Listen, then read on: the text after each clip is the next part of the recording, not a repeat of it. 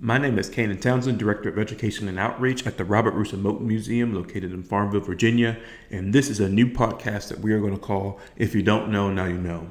It's a podcast in which we're going to focus and take a quick dive on different historical topics, people, etc.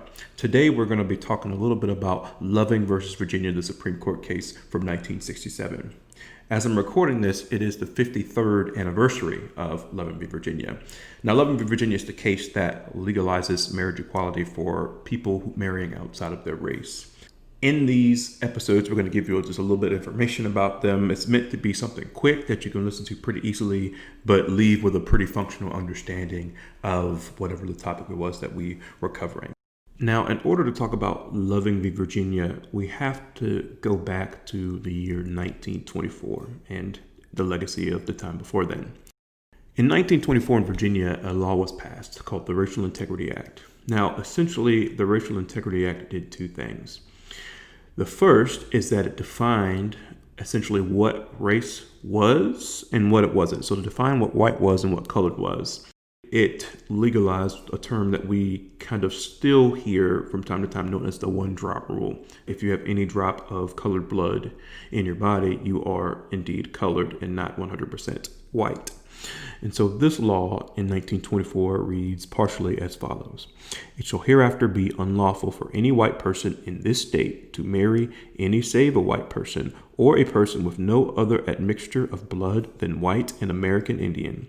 For the purpose of this act, the term white person shall apply only to the person who has no trace whatsoever of any blood other than Caucasian. But persons who have 1/16 or less of the blood of the American Indian and have no other Caucasic blood shall be deemed to be white persons. All laws herefore passed and now in effect regarding the intermarriage of white and colored persons shall apply to marriages prohibited by this act. So essentially it made it illegal for you to marry outside your race, and it defined what it meant to be a colored person. Now here we have Richard Loving and Mildred Jeter in Caroline County, Virginia. Richard and Mildred fell in love, and they decided that they would like to get married. But of course, that was illegal in Virginia per the aforementioned racial integrity law. And so they decide in June of 1958 to go to neighboring Washington, D.C. to get married because it was legal there. So they did get married, and then they decided to return home in Caroline County. So to make a long story short, essentially the sheriff's office, the police bust into their house in the middle of the night and ask what's going on. Richard kind of indicates towards their marriage license that this is my wife, and so they're both arrested and they're sent to 1 year in jail. So the sentence actually gets suspended under the condition that they leave Virginia. Actually, a pretty famous quote from the legal filings from Judge Leon Bazile reads as follows. Almighty God created the races, white, black, yellow, Malay, and red, and he placed them on separate continents. And but for the interference with his arrangement, there would be no cause for such marriages. The fact that he separated the races shows that he did not intend for the races to mix. So they do go to live in D.C., but it was not favorable. They were born and raised in the country, and they liked the area better. They didn't like the pace of Washington, D.C., and there's some incidents that happen there. So they decide to move back to Virginia, but live in secret. And so they decide that they want to sue to be able to live together and to legalize their marriage in Virginia. So they reach out to the ACLU, the American Civil Liberties Union, and they had lawyer Philip J. Hirschkopf and Bernard Cohen, who were the lawyers who took the case, both very young in their careers. And this was their first significant major case that they were going to be taking, hopefully all the way to the U.S. Supreme Court. So they fought, and there were some losses along the way, of course, but with the end goal of making it all the way up to the U.S. Supreme Court, which eventually they do.